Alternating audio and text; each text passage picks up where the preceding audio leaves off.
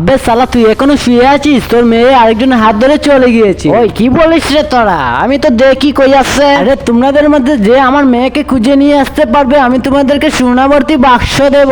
যাও, এক্ষুনি যাচ্ছি নাগরাজ।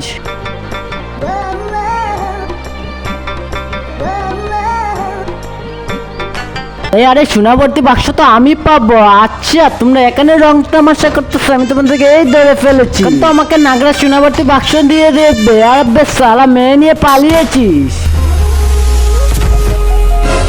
আবে এখন সোনাবর্তী বাক্স শুধু আমার হবে, আমার।